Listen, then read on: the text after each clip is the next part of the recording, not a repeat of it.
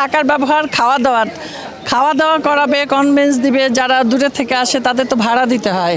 তো এইটা যদি বলেন যে টাকার ব্যবহার, তাহলে সেই টাকার ব্যবহার সেরকম। ইলেকশনে একটা খরচ হবেই, সেটা খাওয়া দাওয়া দিতে হয়, জানেন অনেক খরচ, এই গান বাজনা হয়, পোস্টার, অনেক কিছু, তো এইটুকু খরচ তো হবেই। না না, নিয়ম বহির্ভূত না। এখন তো কিছু বোঝা যাবে না। এখন তো এই ইলেকশনের সময় সবাই তো একদম একরকম কথা বলে। তবে আমার পরামর্শ থাকবে যে সবাই মিলেমিশে সুশৃঙ্খলভাবে, সুন্দরভাবে এই চলচ্চিত্র শিল্পটাকে এগিয়ে নিয়ে যাবে, এই প্রত্যাশা আমার সবার কাছেই থাকবে।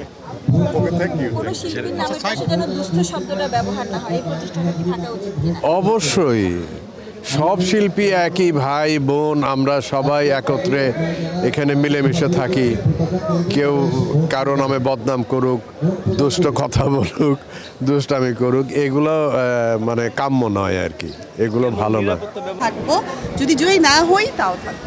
খুব ভালো লাগে, খুব। আর আমি তো আসলে নাটক থেকে এসেছি, সো অনেক ছোটোবেলা আমি ভবের হাট নাটক করেছি, আরও নাটকের অনেকের সঙ্গে দেখা হয়েছে, খুব ভালো লাগছে। নাটক সিনেমা তো এখন সবাই খুব কোলাবোরেট করে কাজ করছে। তো কেউ বলছে এই ববি আমার মেয়ে, যে পিচ্চি দেখেছি, এই যে আপু তুষার ভাইয়ের সঙ্গে দেখা হলো, ডলিমার সাথে দেখা হলো, মিনু ভাইয়ের সাথে দেখা হলো, অনেকের সাথে, শতাব্দীদার সঙ্গে দেখা হলো। আমি বললাম আমি ববি, আমাকে একটা ভোট দিন। বলে পরিচয় দিতে হবে। সো ইটস নাইস, আসলে এতজনের সঙ্গে দেখা হচ্ছে। এই যে আজকের দিনটা আসলে কিভাবে উদযাপন করবেন শেষ পর্যন্ত? শেষ পর্যন্ত অনেক কিছু প্ল্যান আছে, এখনই প্ল্যান বলে দিলে হবে না, আমরা সারাদিন এফডিসিতে আছি। Thank you. না, অ্যাকচুয়ালি আমাদের কোনো ইশতেহার নাই। আমরা পাস করব, আমরা 573 জন ভোটার আছেন, তাদেরকে নিয়ে বসবো, তাদের যেটা প্ল্যান হবে, যেটা তারা পরিকল্পনা করবে, ওটাই আমাদের ইশতেহার। ওটা আমাদের 21 জন মিলে, 21 জনের কমিটি এবং 573 জনকে নিয়ে একসাথে আমরা একসঙ্গে হাঁটবো পথে।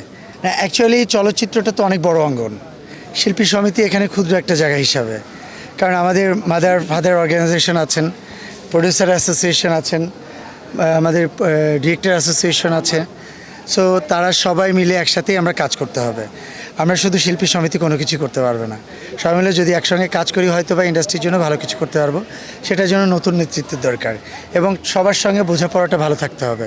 আমাদের পরে প্রযোজক সমিতি নির্বাচনটা যদি হয়ে যায়, তাহলে 3টা অ্যাসোসিয়েশন মিলে আমরা সুন্দরভাবে পরিকল্পনা করে, চাইলে ইনভেস্টর থেকে শুরু করে, গভর্নমেন্টের কাছে ভালো প্রজেক্ট থেকে শুরু করে, হল সংস্কার থেকে শুরু করে, আমরা ভালো ভালো প্ল্যান নিয়ে সামনের দিকে এগোতে পারবো। ওনারাও শিল্পী বান্ধব মানুষ, সংস্কৃতিকে ভালোবাসে। আমরা সব কিছু তো মানে গঠন করতে পারি নাই আসলে, কিভাবে প্রেজেন্টেশনটা হতে পারে, কারণ আমাদের পরিচালক সমিতির পরেই তো আমাদের শিল্পী সমিতি নির্বাচন। সো জানার আপু, ভোট দিতে যাও না, আমি আসার আগে ওয়েট। হ্যাঁ, তাই এখন সবাই মিলে যদি পথে একসাথে হাঁটতে পারি, তাহলে হয়তো বা সুন্দর কিছু আমরা গড়তে পারবো আর কি, বিষয়টা এরকম। Thank you so much.